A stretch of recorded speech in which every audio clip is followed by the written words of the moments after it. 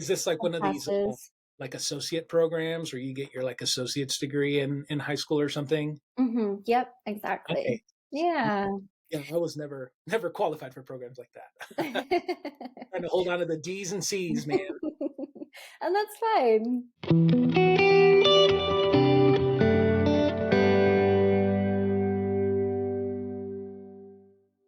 Hey, welcome to our podcast, Enjoy College on Purpose, where we help people make the most of college. I'm your host, Arteaga, and I know college students are really, really busy, so I want to make the most of your time. We're going to keep this episode to about 25 minutes. You can actually listen to 2x speed and be done with this in about 13 minutes or so. And we're going to interview a professional to reminisce about their college days. And we're also going to dig for some insights so that you can make the most of your college journey today. I'm really, really excited about today's guest. We're going to be spending some time with Arteaga, who is a therapist in Denver, Colorado. We're going to reminisce about her college days, dig for some insight to help you, regardless of where you're at in your journey, but especially for aspiring therapists.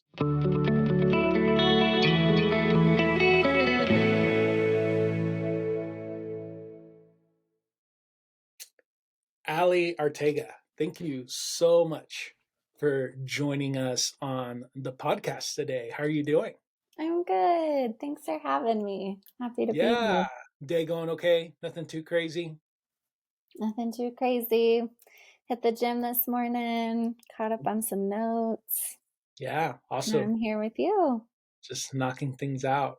And just to eliminate the awkwardness out of the way for anybody who hasn't done the math and they see similar last names between your host and our guest, it's because we are married. As a matter of fact, we are awkwardly in separate closets. Actually, I get the closet and she gets the office because that's how we roll. But anyway, so we are a husband and wife team, and I couldn't think of anybody else to have as a better first guest than my sweet Alyssa. And I want to clarify that because it sounded like I couldn't think of anybody else to invite other than my wife.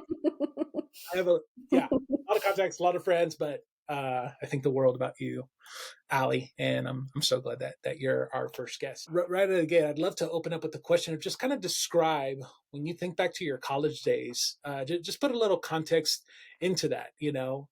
Where did you go? Were you like an on-campus, off-campus kind of person? What did extracurricular things look like? Were you like on like the football team or something, or have a job off-site? Just add a little bit of color to your college experience. So when I think of my college experience, unconventional is the word that comes to mind. So I started back in high school as I was wrapping up my final 2 years. I was doing college instead of the typical high school track Is this like one of these classes. like associate programs where you get your like associate's degree in high school or something? Yep, exactly. Okay. Yeah. Yeah, I was never qualified for programs like that. Trying to hold on to the D's and C's, man. And that's fine. So it resonated with me to do that. But then I got done and I graduated and really didn't have much clarity about what I wanted to do with my life and felt intimidated by having to have that figured out to go to college, or at least I perceived that's what I needed to do at the time. So I had then spent the next 4 years in the military and did my undergrad in speech pathology, and I was an off-campus student. So I'd commute to Towson, Maryland, 3 or 4 times a week to go to classes. And it was pretty, like I had a friend group and was pretty involved, but not maybe to the extent that I would have been if I lived on campus. Then I did undergrad and then took a year off after graduating from that, which we can talk more about later too, until a little ways down the line, going back to school for my master's in mental health counseling. That's awesome. So military, and what branch of the military did you serve in? Yeah, I was in the Air Force. Yeah, so spent some time in the Air Force, undergrad, speech language pathology, and then graduate degree, mental health counseling, which kind of leads me to the next question. I'd love if you could add a little bit of color to what life looks like for you right now professionally. Yeah. Yeah. So I am a trauma therapist in Denver, Colorado. I have my private practice here.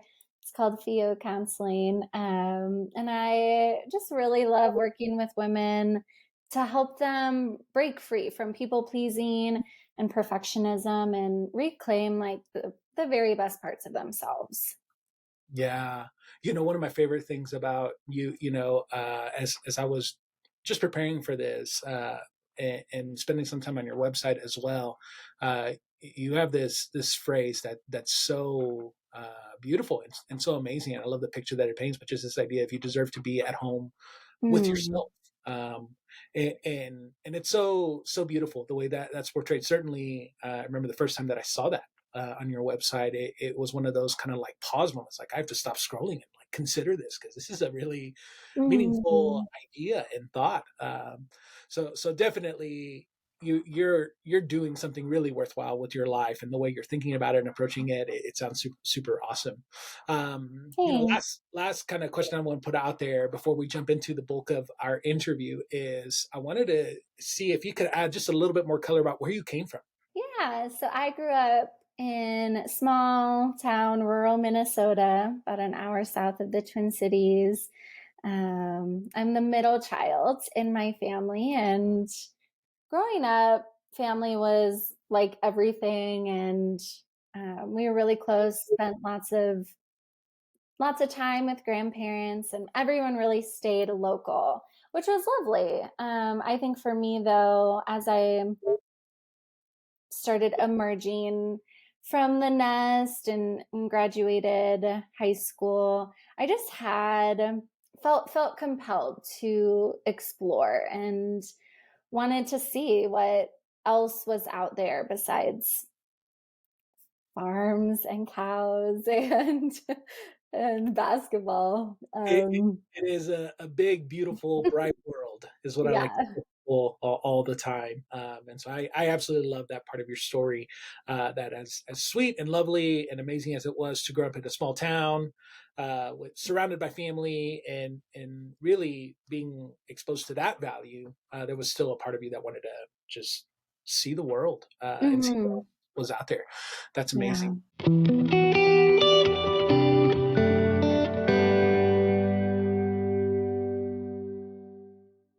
I'd love it, Allie, if you could maybe spend a quick minute and reminisce with me about your college experience. Specifically, what I'd love to know is I'd love to hear maybe your top one or two memories from your time in college. Yeah, there are two that come to mind. I think the first one centers more around the relationships that I built in undergrad.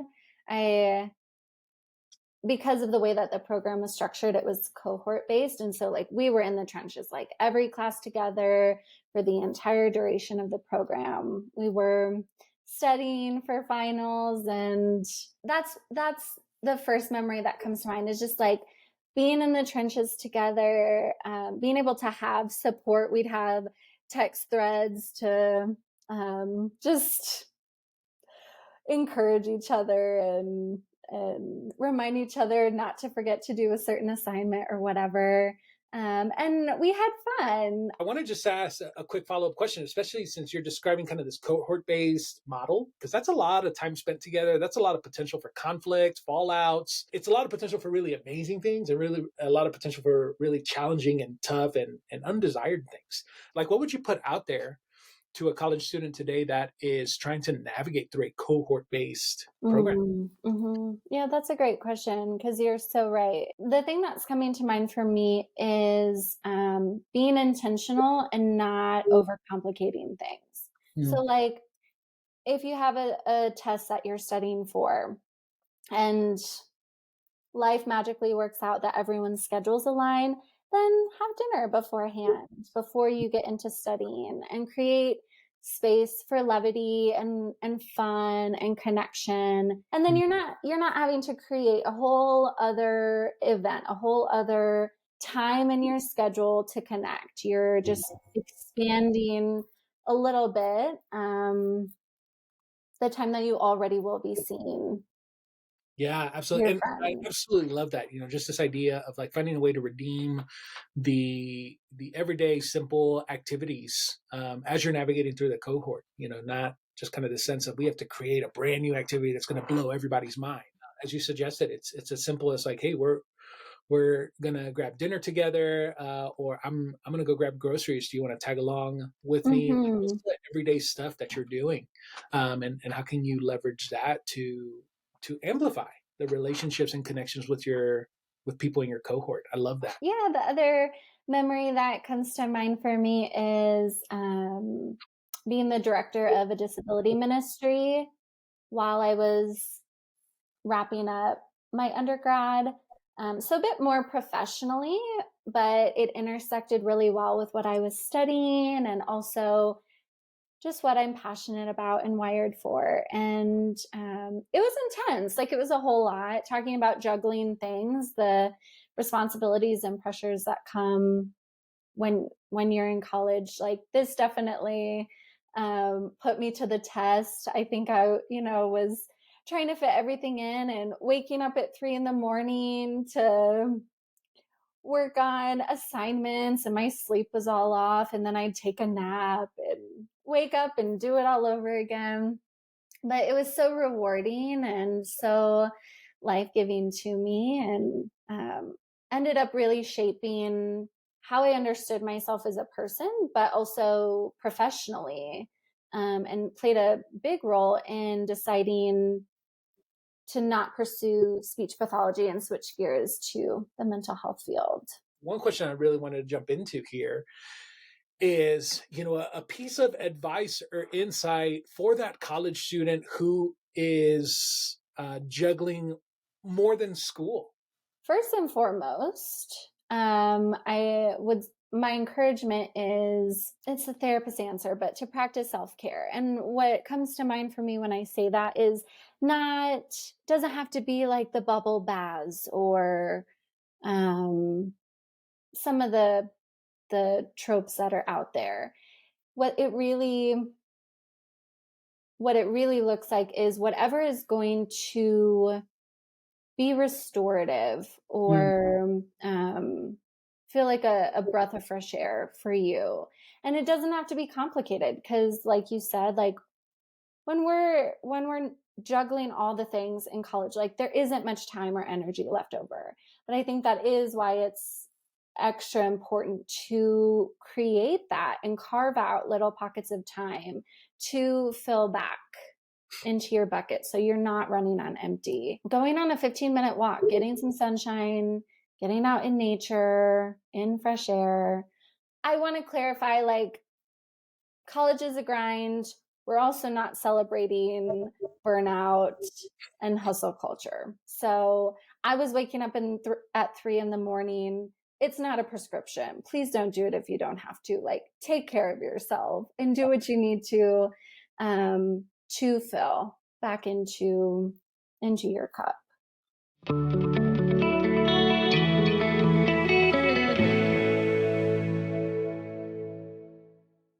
Obviously, your life has played out super tremendous. I mean, gosh, you're married to one of the most amazing people that I can imagine and think of, first of all. Um, Totally. yeah, through everything else that you've accomplished, from growing up in a little town in Minnesota, all the way to what your life is like now. Who you are today is pretty amazing, and you know a lot.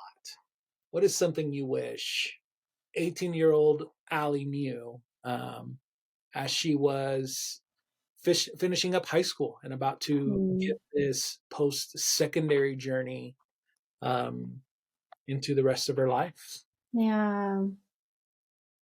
Yeah, 18-year-old me, and then for several years after, felt a lot of pressure to have it all figured out.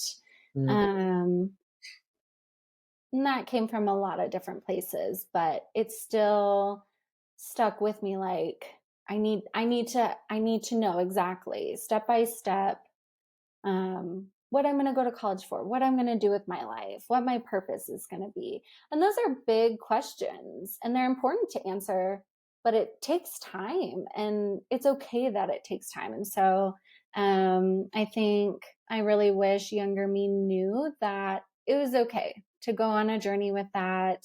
Mm-hmm. And it would be okay if college and life wasn't linear. And that, like, I was allowed to change my mind, because as you go, like, who you are at 18 is very different than 20 and 23, etc. And so as you grow, your interests might expand. You're naturally going to learn more about yourself along the way. And so then maybe, and in my case, this is what happened. I changed my mind about what I wanted to do with my life. Yeah. Which was scary. And it is scary when that happens. And early 20 something me, who was changing her mind about being an SLP, like, as I was finishing the degree, felt really scared about, like, okay, now what? And what a waste this all has been if I'm not going to do that job. But it turns out it really hasn't been a waste. Not only what I learned, but like the college experience and how that shaped me. Just, there's no way that it would have been a waste. And all the steps along the way mattered and have shaped me into who I am today. Yeah, and that's so helpful. I absolutely love this mentality of like thinking of your life as like stepping stones. It's so easy to think of your life as like chain links. You know, that every decision you make, every endeavor you chase after is just one chain link on this big chain you're trying to put together. The problem with that is when you've heard this, chain is only as strong as its weakest link. And so then suddenly you've made a decision, you've pursued something that doesn't quite work out the way you had hoped, and then you feel like, I've wasted whatever, my Yeah. last several months, years.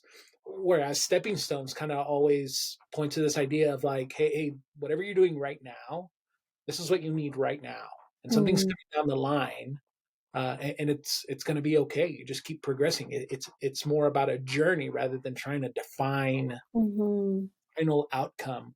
At 18, nonetheless, gosh, I remember, I think I was 25 finally when I looked back at 18-year-old me, and I was like, hey man, like, like, you're my guy. But that was a lot of pressure, bro, to put on you to decide what we're going to do for the rest of our lives. Uh, Yes. Certainly it's important when you're 18 and navigating these decisions and trying to process, what am I going to do? Um, like it matters, and definitely want to encourage 18-year-olds to take it seriously, and at the same time, like, carry the weight of the world on your shoulders. Uh, you know, like there's always a way forward, regardless of how a decision or a given Absolutely. circumstance play out. So, last question for you is, you know, with this podcast, we've got future therapists that are listening. We've got future therapists who just this year did new student orientation, just got started with school. What would you pass on to them as they kind of embark on this journey to get to where you're at? Yeah. Buckle up. It's a ride. Yeah. It's How so? yeah, the amount of introspection and like personal work and healing required to sit with other humans and care for them well, guide them into healing. It's a lot, and it's needed. It's so important. It prevents doing harm Yeah. unintentionally Mhm. to people as you're holding space for them. But it's a lot, and I'm grateful for it. And I was warned. I don't think I took the warning seriously. At my program, there was a professor who likened the journey of becoming a therapist to a crucible. So that would be my advice: is buckle up, and really more so lean in, because it's worth it. The journey of who you become along the way is really special. Yeah, awesome. No, thank you so much. I know I've had people in my life who have highlighted the phrase that you can only give out of what you got. And so, especially for therapists who are looking to serve people and provide this specific service, um, yeah, super important for them to lean in and participate themselves. Hmm. Thank you for sharing that. Ali, thank you so much for being our guest today. If people want to connect with you, where can they find you? Yeah. So folks can reach me on Instagram at Alyssa, ALISSA underscore Lene, LYNAE, or at Allie at Fio, FIO counseling.com. That's my email. And thank you. Thanks so much for having me. I'm honored to be your first guest and really believe in what you're doing here. Awesome. Thank you so much. We'll need to have you back for like the 100th episode or some kind of anniversary milestone Yes. to commemorate that. So thank you so much. Have a great day, and we'll talk to you soon. You too. Bye.